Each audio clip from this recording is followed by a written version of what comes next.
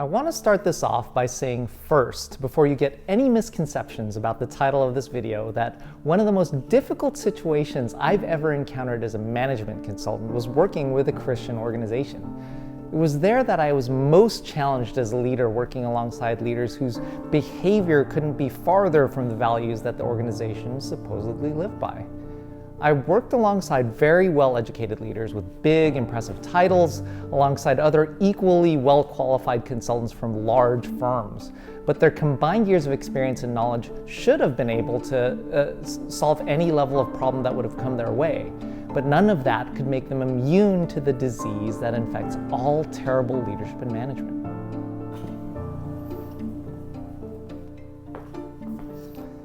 So it was there that I experienced one of the most toxic leadership cultures I have ever in my working career. I was grateful, though, to be in a position where I could act as a middle leader to shield the folks who were there to just do a good job and do meaningful work. But to withstand the pressures of that toxic culture, I often had to tap into a source of strength that was beyond my own making.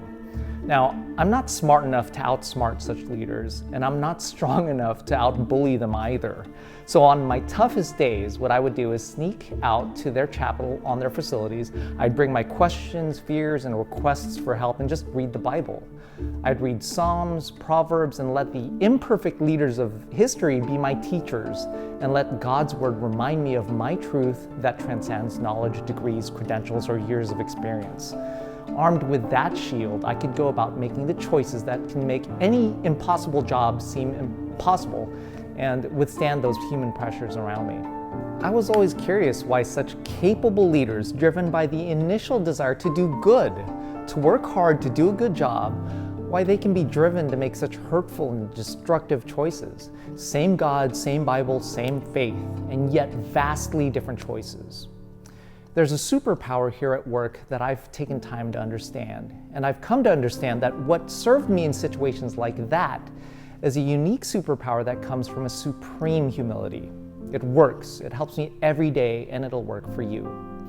Even as our minds have evolved in our rational abilities, we've never really eliminated the subconscious driver truly at work behind the scenes. We make choices by what we feel, not what we think. Psychology and neuroscience have demonstrated it many times over. And within that ancient part of our minds is a reptilian mechanism of survival. In the modern world, it functions like those parts of our computer systems that are constantly running in the background, trying to protect us. The way we experience it is this.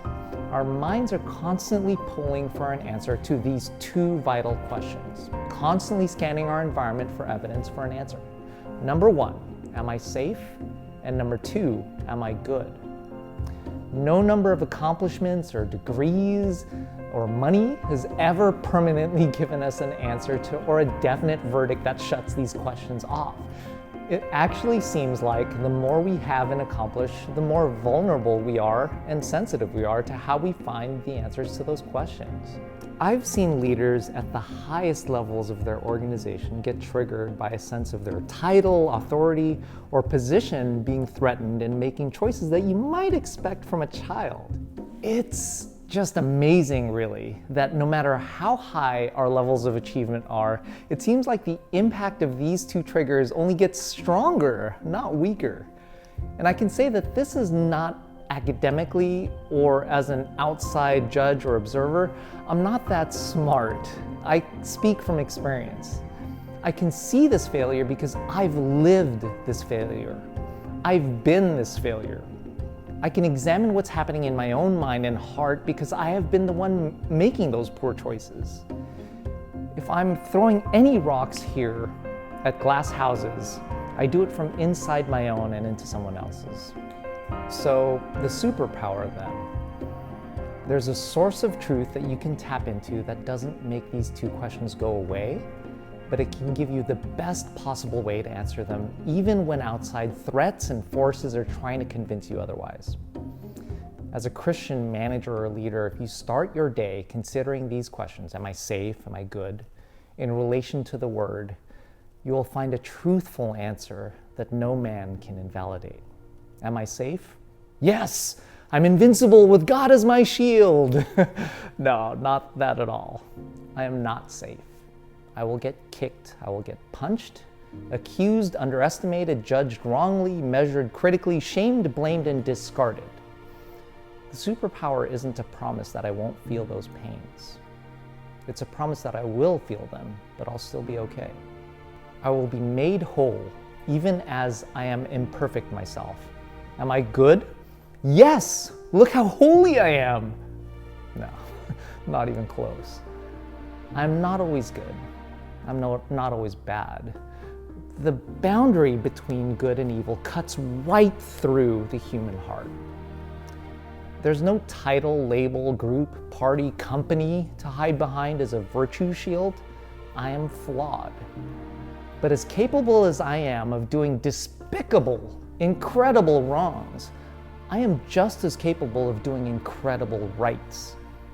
And I pray that when I am called to make that choice, that I can see the difference. I just need a compass.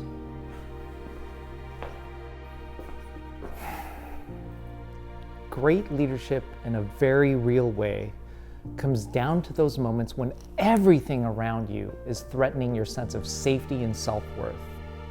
Can you see all of those choices that are open to you? All of those possibilities that could be the right thing, the best thing to do, but also don't require you or allow you to feel safe or look good. If you limit yourself to those options that require you to feel safe and look good at the same time as doing the right thing, then many possibilities are closed to you to truly serve others and your higher purpose.